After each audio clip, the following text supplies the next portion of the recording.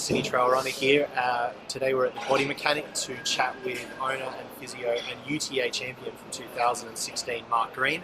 We're going to go through some strength and conditioning exercises that might be useful for anyone that's training for this year's UTA or an ultra marathon. Let's go meet Mark.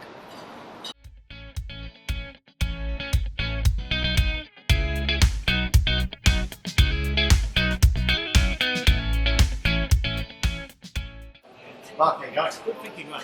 Good to see you, good to see you. So you're going to take us through some strength and conditioning today? Yeah, sure. Yep. We probably should walk down to Lavender Bay where we do our strength classes in the morning. Excellent, let's go.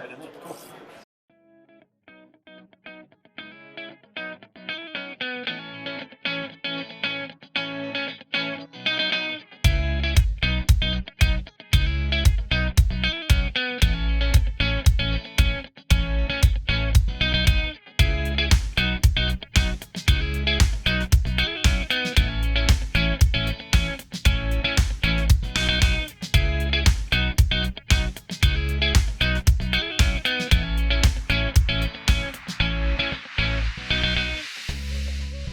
Hey guys, we're down here at the beautiful Lavender Bay, Sydney Harbour Bridge in the background. Mark's going to take us through some strength and conditioning.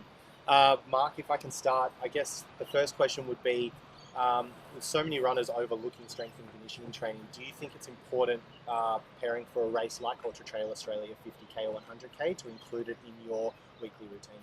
Yeah, absolutely. It's important, not essential. There'll be people that manage to do their training and not do any strength work and get away with it in terms of get through the race and not get injured. But I think for the vast majority of people, there's a huge amount of benefit with strength and conditioning in terms of like reducing the likelihood of getting injured, but also increasing your performance. So if you're doing things like lunges, and there's a whole bunch of exercises you can do to strengthen the muscles around the hips and pelvis. And if you do that, it helps you climbing, it helps you descending, and because of that, it improves your running efficiency and reduces the chances of breaking down. So then you can get through your training program and hopefully make it to the start line in the best possible shape.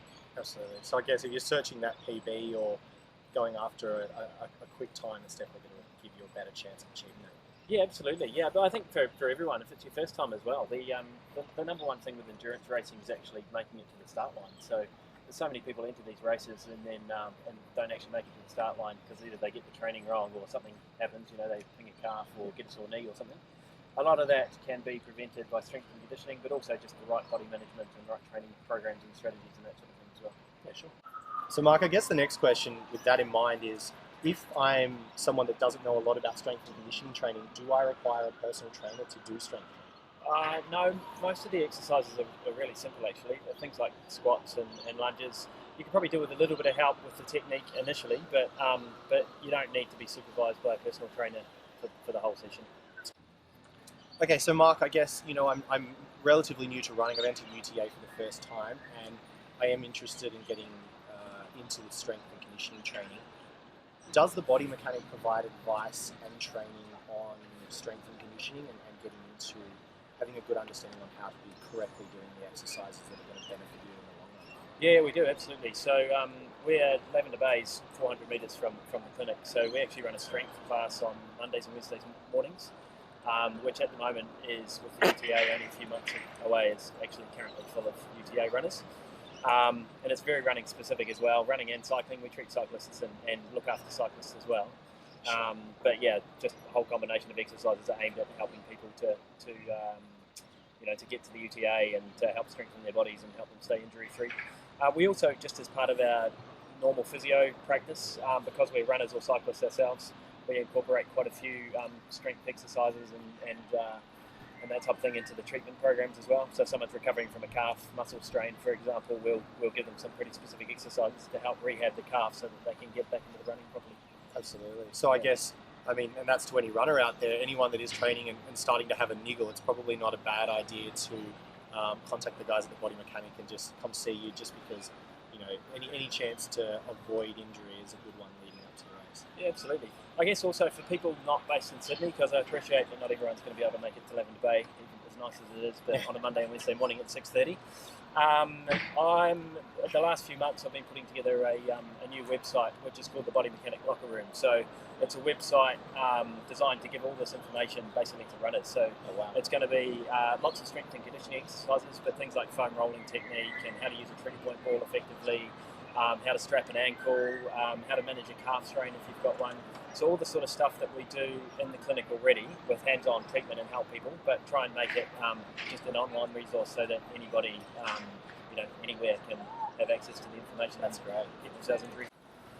Mark, I guess myself, I don't really know a lot about strength and conditioning, and for any beginners out there that are interested in understanding a few exercises just to get started, could you maybe take me through a couple of exercises that would benefit me and are quite easy to learn from a strength and conditioning standpoint? Yeah, absolutely, sure. We should probably start with ones that are suitable for basically for anyone. So they'll still be beneficial for experienced runners, but be useful and helpful and not break someone that's just getting into this for the first time. Yep. Strength and conditioning should be viewed a bit like training. You don't start training for the UTA with a 50k run for your first run, so you shouldn't start your strength and conditioning work with the hardest possible exercise. So if you start with the easy stuff and build up those foundations or the base, like your base training phase, and then gradually you'll be able to sort of make them more difficult and make them a little bit more complicated and make them harder as time goes on. The first one's just a balancing exercise. So balance through the hips and pelvis is something that a lot of runners lack. So for that, we want you just kneeling down. So kneeling like this, with your hip over top of your knee, so you should be sort of relatively vertical. Sure. And then what I want you to do is bring your front foot so that it's in line with your, or as close as you can get it to being in line with the knee. Yep. And then if that's easy, put your hands on your head. Yep. If you still find that easy, you can close your eyes. So what this does is it actually just challenges your general stability through your hips and pelvis. And it looks really easy, but most people find it surprisingly difficult. Closing your eyes makes it really difficult. Yeah.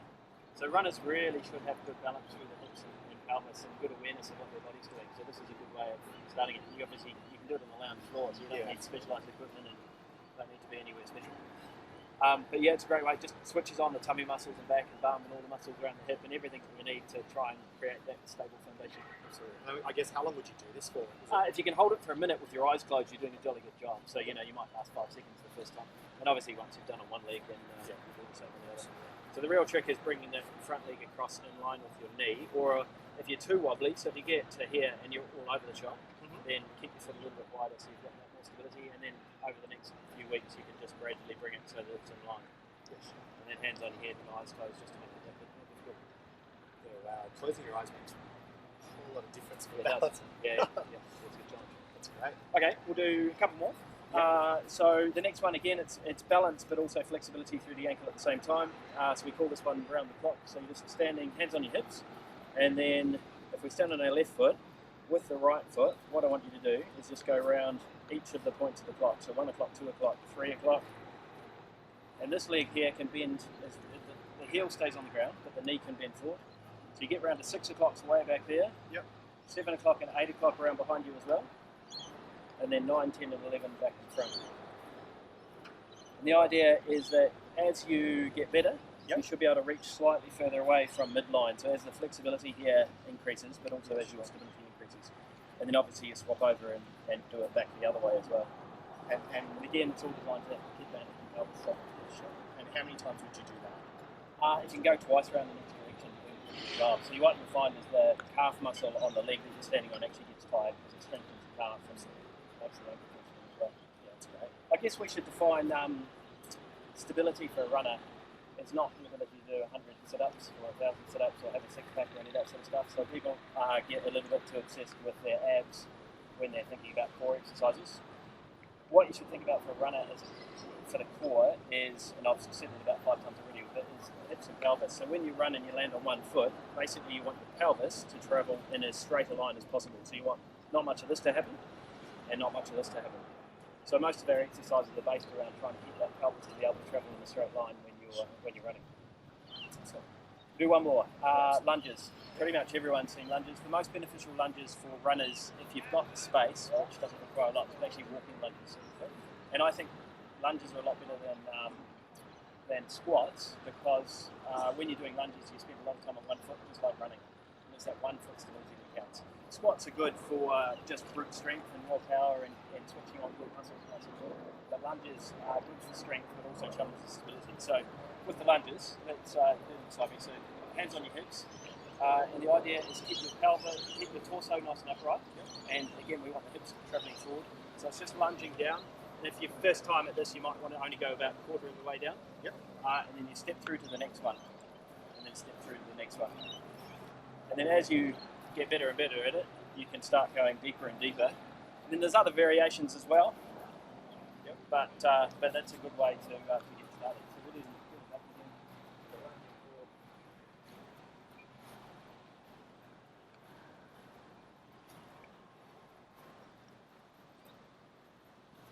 Good, excellent. So yeah, if you haven't done core work before, that would be a good start. Just mastering all three of those things, and then you can progress things from there.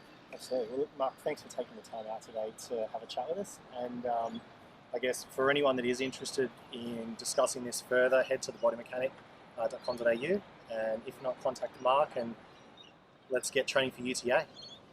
Thanks, Shane. No worries.